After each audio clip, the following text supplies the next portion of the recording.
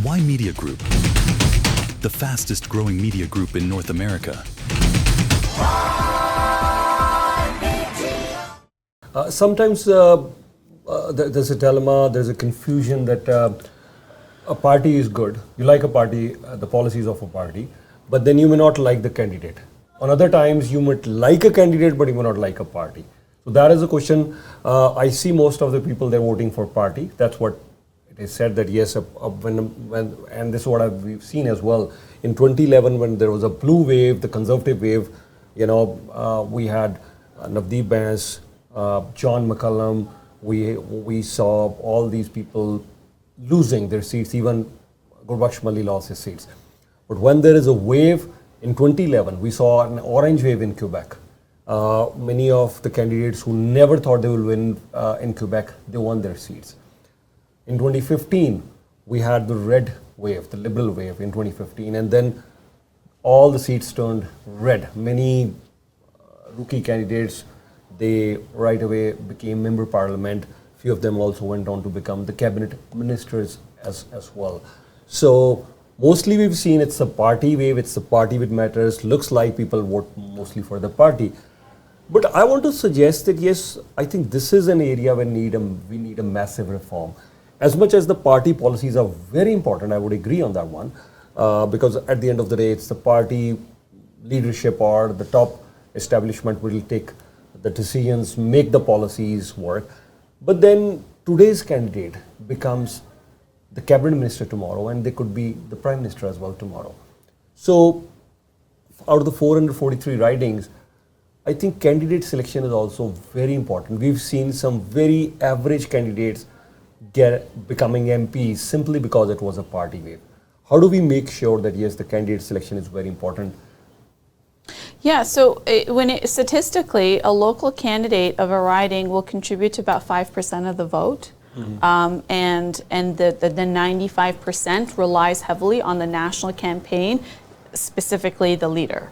So a candidate alone can't win a riding on their own. It's statistically, it's just not the case.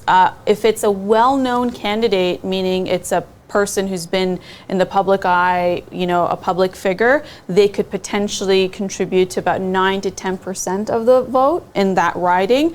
Again, 90% is up to the leader. So really, that's as much as you can do. So as a local candidate, your thing is to be able to pull out your 5%. Right, because that's what you can mobilize. The rest is really what's on the headlines, what is the leader doing in rallies, what is the news coverage, what are the policies, and that's really it, right? So on election day, when you see the numbers come in, you'll know what your contribution is. How do you know that? Because it's the 5% that you contribute, that's right? All. It's the rest is all leader. So the 343 candidates. The leader is just one candidate and one leader. Yeah. But right now, if there are 343 ridings right now across Canada, so what we're talking over here is approximately 340 candidates. If I leave out 3 leaders or 4 leaders or 5, approximately 340 candidates. Their role is only 5%. For the vote, yeah. For the vote. Yeah. So I think this is something which needs to be reformed. We need to discuss that. Yeah. Well, no, meaning statistically, as they knock on doors, are part of the community, do outreach in the community, they contribute only 5% of the vote. The rest is really the national message. It's really the leader. The leader determines if it's going more left, if it's going more right, if it's going more center based on their policies. The leader is the one who's carrying the message. The leader is the one who's doing daily announcements. The leader is the one who's doing the debates. Like really, the leader forms the way the party's going to go, and if they become prime minister, the way the country's going to go.